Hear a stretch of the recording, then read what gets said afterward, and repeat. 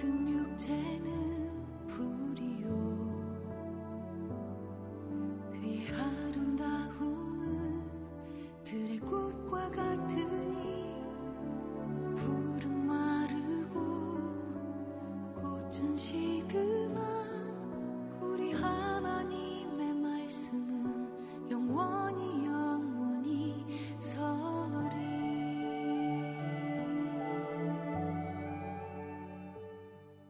오늘 아침 우리에게 주신 말씀은 출애굽기 12장 21절에서 28절. 모세가 이스라엘 모든 장로를 불러서 그들에게 이르되 너희는 나가서 너희의 가족대로 어린 양을 택하여 유월절 양으로 잡고 우슬초 묶음을 가져다가 그릇에 담은 피에 적셔서 그 피를 문 임방과 좌우 설주에 뿌리고 아침까지 한 사람도 자기 집 문 밖에 나가지. 여호와께서 애굽 사람들에게 재앙을 내리려고 지나가실 때에 문임방과 좌우 문설주의 피를 보시면 여호와께서 그 문을 넘으시고 멸하는 자에게 너희 집에 들어가서 너희를 치지 못하게 하실 것임이니라.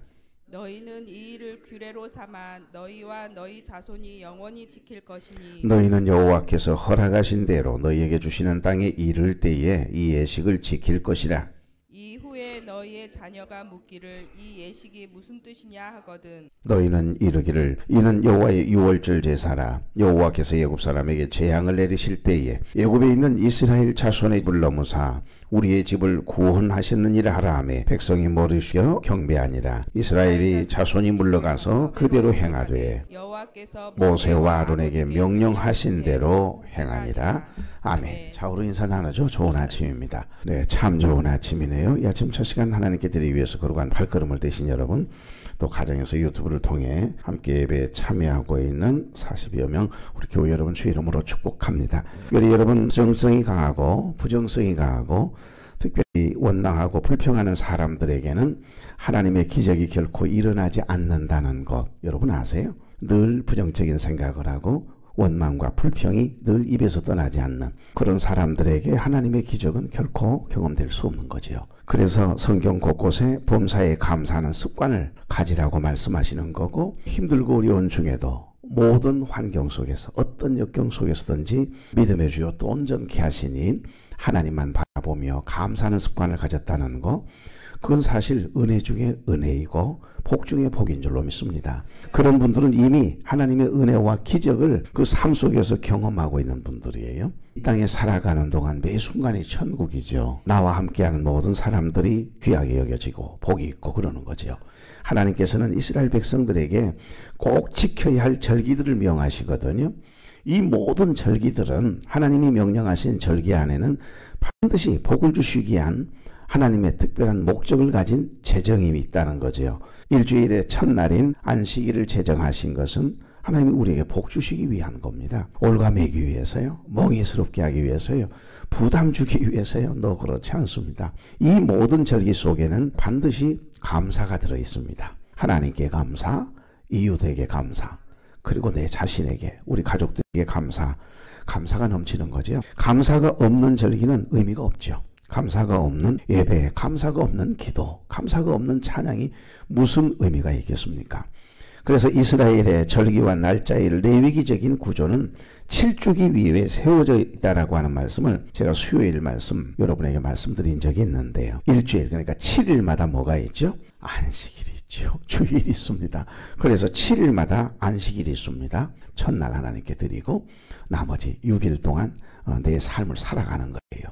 그 안식일에 주신 하나님의 말씀 붙들고 살아가는 거죠. 자, 7년마다 뭐가 있죠? 안식년이 있습니다. 그리고 7번의 안식년, 7은 49, 그러니까 49년 다음을 50년이 되는 해를 성경은 뭐라고 이야기하죠?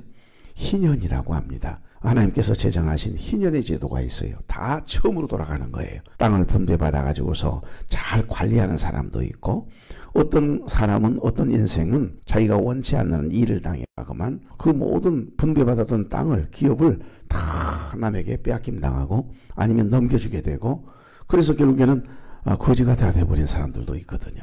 그런데 이 77은 49, 49년이 지난 희년이 되면, 50년이 되면 하나님께서 처음 분배해 주셨던 대로 다 원위치, 다 처음으로 돌아가는 거예요. 굉장히 좋잖아요. 그리고 매년 7개월 안에 3대 절기가 다 들어있다라고 하는 말씀 기억나죠? 무교절. 지금 우리가 계속해서 하나님이 제정하신 6월절에 대한 말씀을 나누거든요. 이 6월절과 무교절은 같이 연결되어 있습니다. 그래서 무교절이라고 이야기하기도 하고 6월절이라고 이야기하기도 합니다. 두 번째 절기는 맥추절이죠. 77절이라고 표현하기도 하고 오순절이라고 표현하기도 하고, 그 다음에 세 번째 절기는 수장절, 초막절이 있습니다. 이 세 개의 모든 절기는 7개월 안에 다 들어있습니다. 그러니까 7이라고 하는 숫자는 굉장히 중요한 의미가 있어요. 7이라고 하는 숫자는 성경에 완전수의 의미, 상징성을 가지고 있거든요. 12, 7이라고 하는 숫자가 나오면 그건 완전수를 의미합니다. 오늘 본문에 보면 6월절을 제정하신 후에 첫 6월절 이야기가 담겨 있네요. 하나님께서 바로와 애굽에 내릴 10번째 재앙을 준비하고 계셨습니다. 이 바이러스는 특화된 바이러스예요. 이 바이러스는 특별해요. 이상해요. 사람이 낳은 첫 아들, 이 장자, 그리고 짐승의 첫 새끼만 이렇게 죽이는 바이러스예요. 하나님께서 아무리 많은 자식이 있다 할지라도 둘째, 셋째는 죽이질 않아요. 딱 첫째 아들 어떻게 기가 막히게 알아내고 이 바이러스가 쫙 눈에 보이지도 않잖아요. 여러분, 우리가 코로나19 때 코로나19 감염됐다는 거 그거 검사해서 두 줄 뜨면 걸렸구나. 그리고 이제 그때부터 격리되고 벌써 불안해하고 기저질환이 있는 분들은 이게 막 죽어나가셨잖아요. 얼마나 그 죽음에 대한 두려움이 전 세계적으로 확산되고 비행기가 뜨지 않고, 그래서 다른 타국에 간다는 것은 이거 기가 막힌 일이죠. 아니 일주일 이렇게 여행하는 것도 큰 돈을 들여야 하고 휴가를 오래 내야 되는데, 생각해 보십시오. 한국에 입국해 가지고서 2주 동안 격리된 다음에 이상이 없어야 여행을 할 수 있는데 어느 누가 여행을 오겠습니까? 그러니까 하나님께서 바로와 애굽 땅에 내릴 10번째 재앙을 준비하시면서 특화된 바이러스를 하나님께서 내리시죠. 그래서 첫 열매, 짐승의 첫 새끼, 그리고 첫 아들, 장자를 죽이는 참 무서운 바이러스였습니다.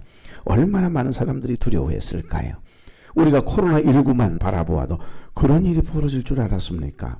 그러니까 눈에 보이지도 않는 이 바이러스 때문에 우리의 마음에 불안함이 있고 마스크를 내리지 못하고 전 세계가 혼란에 빠졌고 두려움에 사로잡히지 않았습니까? 그런데 애굽 땅에 내린 이 바이러스는요, 장자만, 짐승의 첫 새끼만 골라서 죽이는 참 특별한 이 특화된 바이러스였으니 얼마나 두려웠겠어요. 그리고 아들이 없는 집이 복 있는 집이에요. 당연히 바로의 장자인 왕자도 죽었습니다. 애굽의 모든 백성들의 큰아들 빈부귀천을 막론하고 모든 첫 번째 아들은 다 죽었거든요. 짐승의 첫 새끼는 그날 모두 그날 밤 죽게 되는 통곡의 날이 되도록 무서운 재앙을 준비하고 계시는 내용이 오늘 본문에 나옵니다. 여러분, 이 무서운 바이러스의 특별함은 어린 양의 피를 문설주에 그리고 인방에 바르지 아니한 사람의 집에만 태어난 첫 번째 아들 짐승의 첫 새끼만 죽이는 그런 바이러스예요. 그런데 놀라운 하나님의 구별됨의 은혜가 하나 있습니다. 이스라엘 백성들에게는 지도자 모세를 통해서 준비케 하신 특별한 백신이 있었다라고 하는 거죠. 그거 참 이상해요. 감기인 줄 알고 그렇게 감기약을 먹어도 낫질 않던 코로나19가 말이죠. 백신 개발해가 그 백신을 주입을 시킨 다음에 그래서 차도가 달라지잖아요.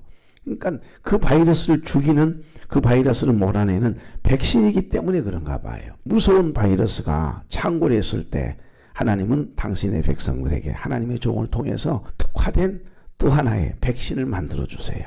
그 백신의 제조법이 나오거든요. 여러분, 이스라엘 백성들은 이렇게 6월절, 그러니까 니산월이라고 그러거든요. 성경에 보시면 지금 우리가 세고 있는 태양열로 이야기한다면 3월, 4월 이야기하는 겁니다. 딱 봄이죠. 우리나라 이야기하면 그 10일에 1년 된 처음 난 염소나 양을 골라 두었다가 14일 밤에 그것을 잡아서 저녁 해질녘에 어린 양을 잡아요. 여러분, 어린 양은 참 이상하대요. 염소와 달라요. 이게 껴안고 있어도 바닥거리질 않고 가만히 있어요. 어린 시절 그 염소 잡는 모습을 내가 항상 기억하는데 참 이렇게 죽였는데 이 염소를 먹어야 되나 할 만큼, 개는 꼭 목을 매달아가지고 죽이잖아요. 나무에다가 그냥 줄을 묶어가지고 참 너무 고통스럽게 죽이는 것 같아요. 근데 그걸 먹는 우리가 그런 고기를 먹어가지고요, 우리 안에 한이 많은가 봐요. 염소 죽일 때 어떻게 죽인 줄 아세요? 구덩이를 파요. 구덩이를 판 다음에 그 염소가 이제 냄새가 나니까 오늘 또 죽이는 법을 가르쳐줘요. 염소 입에다가 소금을 잔뜩 집어넣어요. 그래가지고서 입을 이렇게 막지요. 그래서 그 구덩이 웅덩이에다 집어넣은 다음에 숨을 쉬지 못하게 해서 흙을 덮어가지고 죽여요. 어이구, 양은 칼을 쑥 집어내. 그리고 가만히 진짜 있더라고요. 보니까. 아니 내 몸속에 칼이 들어와서 나를 죽이고 있는데도 그래서 우리 주님이 십자가에 달려 돌아가실 때 그 고통스러운데도 이러면서 죽으신 것 같아요. 참 어쩜 어린 양을 그렇게 비교하셨을까요? 어린 양의 피라고 하지 않습니까? 십자가에 우리의 죄를 대속해 주시려고 피 흘려 죽으셨다. 그 주님의 죽으심을 어린 양의 피로 보혈을 상징하고 표현하고 있는 거 보십시오. 그러니까 여러분이 14일 밤에 그것을 잡아서 저녁 해질녘에 그 어린 양을 잡아서 그 피를 문설주와 인방에 바르고 고기는 구워서 이 무교병과 쓴나물과 함께 먹는 방법이 아주 독특해요. 그 1절부터 한번 쭉 읽어보시면 허리에 띠를 띠고 신발을 신어요. 그 다음에 손에 지팡이를 잡고 급히 먹어야 합니다.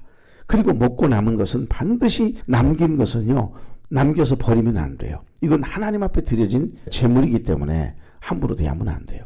그래서 우리가 성찬식을 마치고 난 다음에 가져가서 이건 좋은 건 아니에요. 성찬 이것은 주님의 몸과 피와의 살을 의미하는 것이기 때문에 아주 특별히 관리하셔야 돼요. 왜냐하면 그건 빵이에요. 물질인 빵이에요.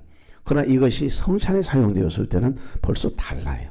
여기 4절 한번 볼까요? 그 어린 양에 대하여 식구가 너무 적으면 집에 이웃과 함께 사람의 수를 따라서 하나를 취하며 각 사람이 먹을 수 있는 분량에 따라서 너희 어린 양을 계산할 것이며 그랬죠. 그러니까 이 어린 양을 다 잡았을 때 당시의 기록을 보면 양 한 마리는 보통 10인 정도가 제사를 드렸다고 그래요. 그러니까 만약 10인이 되지 않을 경우에는 우리 가족만 그 양을 먹고 그 어린 양의 피를 사용하는 것이 아니라 이웃의 가족이 적은 이웃까지 청해서 함께 그 한 마리를 통해 그 유월절을 지낼 수가 있게 하는 내용이 오늘 여기 본문에 나와 있네요. 그러니까 다 급히 먹어야 하고 먹고 남은 것은 반드시 불로 태워서 없애야 돼요. 하나도 남김없이 없어야 되는 거죠. 그래서 6월절 다음 날 즉 첫째 달 15일 저녁부터 7일 동안을 무교절로 지키게 했거든요. 그 내용이 15절부터 이렇게 시작이 됩니다. 그러니까 오늘 본문에도 나오고 어제 아침 본문이었던 5절부터 10절 말씀에도 아주 자세하게 나오죠. 너희 어린 양은 흠없고 1년 된 수컷으로 하되 양이나 염소 중에서 취하고 6절 이달 19날까지 간직하였다가 해질 때에 이스라엘 회중이 그 양을 잡고 7절 그 피를 양을 먹은 집 좌우 문설주와 인방에 바로 8절 그 밤에 고기를 불에 구워 무교병과 쓴 나물과 아울러 9절 날 것으로나 물에 삶아서 먹지 말고 머리와 다리와 내장을 다 불에 구워 먹고 10절 아침까지 남겨두지 말며 아침까지 남은 것을 곧 불사르라. 아멘. 여기 21절부터 23절에도 같은 설명을 하고 있습니다. 이에 대한 자세한 내용은 이제 15절부터 이렇게 기록되어 있는데 그리고 남은 고기는 다음 날까지 절대 남겨두지 말고 뭐 하라고요? 다 불로 태워라 그렇게 말씀하세요. 여러분 왜 하나님은 이렇게 여러 가지의 방법 여러 가지 명령을 내리셨을 거라고 생각하십니까? 이 죽음의 재앙에서 구원을 받기 위해서는 공개적인 신앙 고백, 각자 개개인에게 반드시 필요하다라고 하는 것을 이스라엘 백성들에게 가르치기 위함이라고 하는 사실을 알 수가 있습니다. 그러니까 이스라엘 백성들은 모든 사람들이 보는 가운데 어린 양을 잡았어요. 그리고 그 피를 무설주에 인방에 바르고 그리고 또 한 가지 중요한 거, 집 밖에 나가면 안 돼요. 그러니까 그 대문에다가 어린 양을 잡아서 그 어린 양의 피를 문설주에 인방에 다 발라요.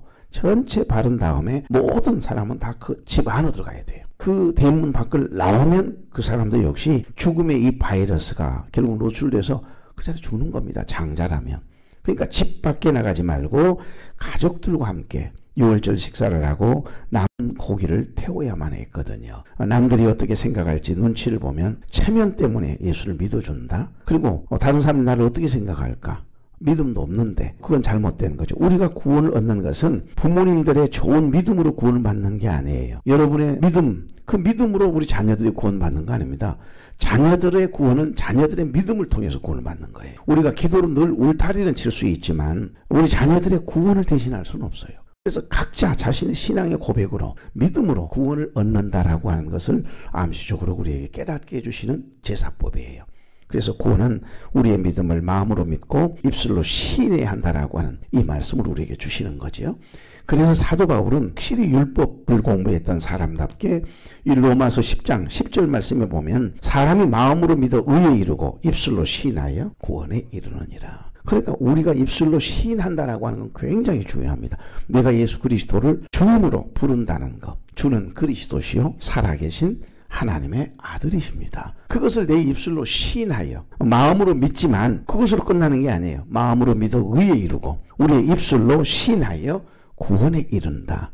이게 사실은 구원칭의거든요. 여러분 구원받을 만한 자격이 있는 사람이 이 세상에 누가 있을까요? 단 한 사람도 없습니다. 다 죄인이거든요. 그래서 에베소서 2장 8절 말씀을 보면 너희는 그 은혜에 의하여 믿음으로 말미암아 구원을 받았으니 이것은 너희에게서 난 것이 아니요 하나님의 선물이라 그래요. 우리가 예수를 믿게 된 거, 하나님의 자녀가 되는 특별한 권세를 입은 거, 이건 나의 노력이나 행위, 공로로 얻어지는 것이 아닙니다. 성령이 안으시고서는 예수 그리스도를 주로 고백할 수 있다 없다. 아버지라고 고백할 수가 없어요. 성령께서 나에게 그 고백을 하게 하셔요.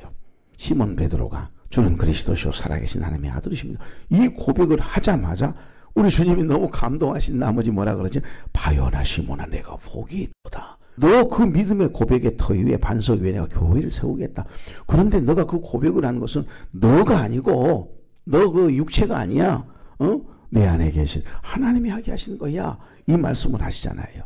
그래 예수 그리스도를 믿어서 죄 사함을 받고 영원한 생명, 이 영생을 소유한 것도 하나님의 자녀가 된 것도 저와 여러분이 잘나고 똑똑해서 의로워서 특심이 있어서 자격이 있어서가 아니에요. 오늘 이 아침에 새벽 단잠을 깨우고 이 자리에 앉아있는 것 자체가 또 유튜브를 통해서 함께 예배에 참여하고 있는 그 자체는요. 하나님의 특별한 은혜임을 믿습니까? 하나님의 은혜가 아니면 절대 이 자리에 서 있을 수도 없고요. 그 자리에 앉아 계실 수도 없어요. 그래서 카리스, 이 은혜는요. 받을 자격이 없는 자들에게 베푸는 호의라고 하는 뜻을 가지고 있습니다. 은혜는 내가 해서 뭔가를 노력을 해서 값어치를 했기 때문에 내가 그 은혜를 입은 게 아니라니까요. 하나님께서 나는 받을 자격이 없는데 그런 일을 한 적이 없는데 그럴 만한 가치 있는 일을 한 적이 없는데 나는 죄인인데 받을 자격이 없는 자들에게 베푸는 하나님의 호의로 말미암아 하나님의 선물인 구원의 은총을 입게 된 거지요. 그러니까 죄의 종로로 타던 우리를 죄와 사망의 법에서 해방시켜 주셨다라고 하는 말씀이 되는 거지요. 그래서 선물이고 카리스, 그레이스, 은혜인 것입니다. 그래서 하나님께서 우리에게 요구하시는 것은 딱 한 가지예요. 단 한 가지. 하나님의 말씀을 믿고 그대로 순종하는 거지요. 그 말씀에 순종하며 살아가는 거. 이것이 믿음인 줄로 믿습니다. 순종이 없는 믿음은 그건 가짜일 가능성이 많아요. 순종이 제사보다 낫다라고 이야기를 했던 사무엘 선지자 보십시오. 수천 마리의 양을 짐승을 잡아서 거대하게 제사를 드린다 할지라도 순종이 제사보다 낫다. 그 제사보다 한 번의 순종이 더 중요하다. 하나님 더 기뻐하시는 삶의 제사다. 산제사라고 말씀하시잖아요. 이제 곧 내리게 될 장자의 죽음 바이러스를 이렇게 패스오버, 패스하라 그러죠. 넘어가게 하는, 지나가게 하는 이 백신을 어떻게 제조할 것인가에 대한 내용의 설명이 1절부터 지금 소개되고 있는 겁니다. 한마디로 딱 정리하자면 6월절을 지키라랍니다. 6월절을 지켜라. 6월절, 6월이라고 하는 단어가 패스오버니까요. 넘어간다 그런 뜻이거든요. 어떤 재앙도 어떤 죽음의 바이러스도 패스오버 지나가게 돼 있다 이 말이에요. 우리가 예수 그리스도의 보혈의 공로로 인하여 그 주의 보혈의 피로 적셔진 하나님의 자녀들은요. 패스오버 돼요. 죽음의 안개가 지나가요. 이 땅에서 살다가 여러분 하나님의 추수 때가 되면 다 하나님 가자. 그러면 오늘이라도 가야 되는 게고 아니면 10년 후에 20년 후에 50년 후에 가게 되겠지요. 하나님 가자 그러면 가는 거예요. 그러나 여러분 이것으로 끝이 납니까? 사람을 하나님께서 어떻게 지으셨는데요? 흙이라고 하는 진료 속에 생기를 불어넣어 주셨잖아요. 그 생기가 영혼이에요. 영혼. 그래서 그 영혼을 불 붙여 주셨다. 흙으로 사람을 지으시고 그 코에 생기를 후 하고 불어넣어 주시니 불 붙여 주시니 생명이 된지라. 영혼을 가진 존재가 된 거지요. 이 육체 덩어리는 흙으로 만들었기 때문에 누구를 막론하고 아무리 부자랄지라도 똑같아요. 아무리 똑똑해도 똑같아요. 다 흙으로 돌아갑니다. 먼지라고 하는 의미거든요. 먼지로 다 돌아갑니다. 그러나 그 영혼은 그 신은 주신 하나님께로 돌아가는 거예요. 너희는 흙이니 흙으로 돌아간다. 그러나 우리 안에 있는 영혼은요. 하나님 주셨기 때문에 하나님이 불 붙여주신 그 영혼은요, 하나님께서 가져가시는 거예요. 땅에 속한 육체 덩어리를 가지고 있는 존재이기도 하고 저 하늘에 속한 영적인 영혼을 가진 존재가 유일하게 이 세상에 하나님이 창조하신 피조물 중에 유일하게 만물의 영장인 인간만이 영혼을 가진 존재가 되는 것입니다.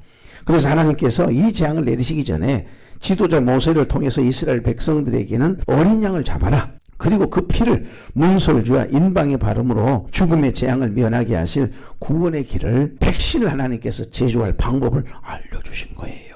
사실 이 지침서는 온 애굽 땅과 이스라엘 백성들이 살고 있는 고센 땅까지 내려질 10번째 재앙, 고센 땅에도 내린 재앙입니다. 그런데 순종하지 아니하고 그거 뭐 어린 양 잡아가지고서 문설주에 피 냄새나게, 짐승의 냄새나게 뭐 파리떼 끌고 그럴 텐데 그 어린 양을 잡아서 뭐 하려고 그 대문에다가 치라고 난리여?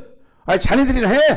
이런 분들은 죽음의 한계가, 이 죽음의 바이러스가 그 집으로 들어가서 결국에는 큰아들 죽었지요. 짐승의 첫새끼 다 죽은 거예요. 이 마지막 10번째 재앙은 고센 땅에도 예외가 없었습니다. 순종하지 않는, 믿지 못했던, 불순종했던 사람들의 가정에 재앙이 그대로 임하게 된 거예요. 사랑하는 성도 여러분, 우리가 순종하며 살아간다는 거, 하나님의 말씀에 순종하며 살아간다는 거, 그것이 큰 복이고 행복인 줄로 믿습니다.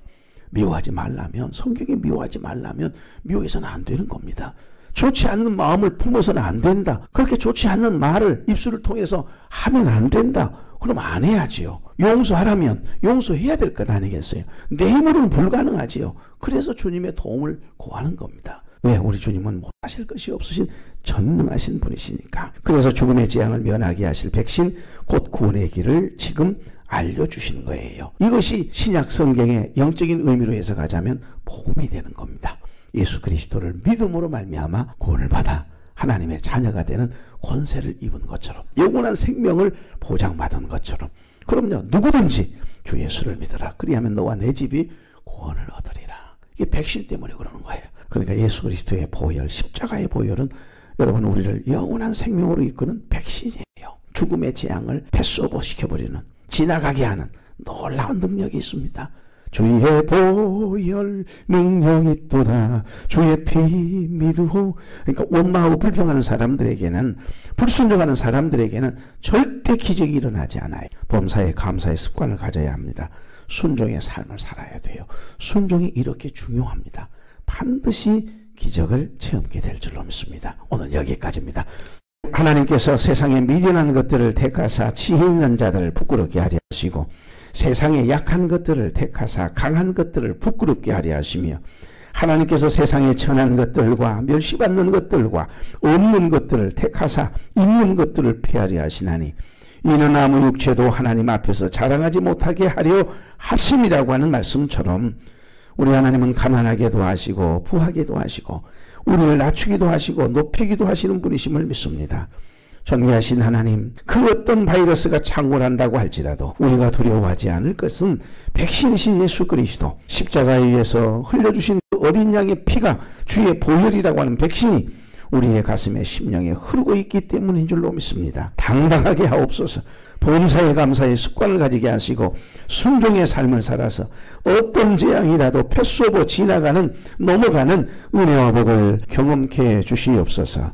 하나님, 질고로 인하여 고생하고 있는 우리 모든 교우들 친히 찾아가 주시어서 주의 십자가의 보혈 흐르게 하시고 피 묻은 손으로 만져주시어서 어떠한 재앙도 전염병도 하나님 떠나가고 고침받고 치유되어짐이 경험되게 하옵소서. 오늘도 힘있게 믿음의 발걸음을 떼려고 하는 사랑하는 종들과 통행해 주시고, 종들이 발걸음을 뗄 때마다, 입술을 열 때마다 그 속에 생명이 있게 하시고 성령의 빛이 임하게 하셔서 성령의 바람, 은혜의 바람이 불게 하셔서 종들이 발걸음을 떼는 순간 어둠이 떠나가게 하시고 하나님의 은혜가 흘러서 자손들에게 흘려보냄이 있는 우리의 삶이 되도록 기름 부어 주시옵소서. 예수님의 이름으로 축복하며 기도하옵나이다. 아멘.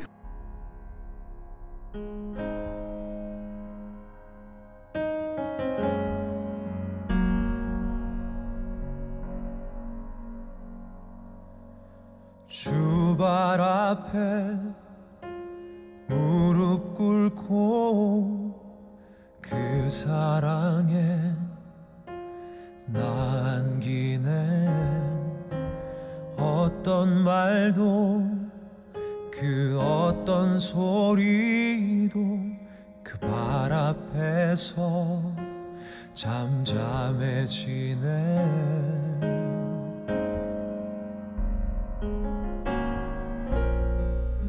주 나의 사랑 그 발 앞에 앉아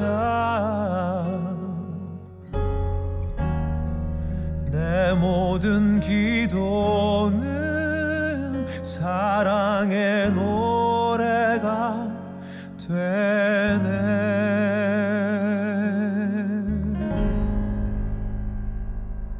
주의 옷자락 만지며 주의 두 발을 씻기며 주님 그 발에 입 맞추며 나의 왕관을 놓으리. 주의 옷자락 만지며 주의 두 발을 씻기며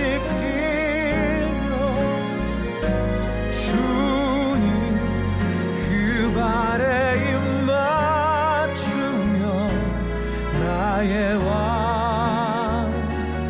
왕관을 놓으리.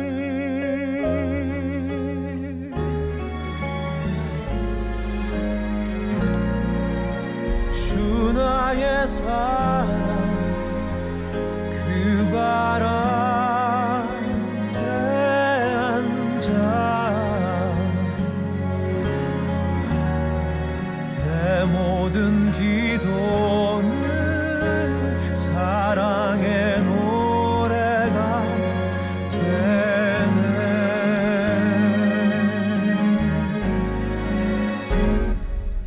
주의 옷자락 만지며 주의 두 발을 씻기며 주님 그 발에 입 맞추며 나의 왕관을 놓으리. 주의 옷자락 만지며 주의 두 발을 씻기며 주님 그 발에 입 맞추며 나의 왕관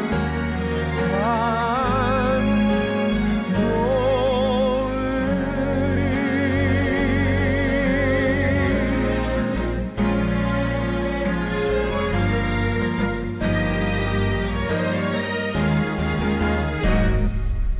주의 옷자락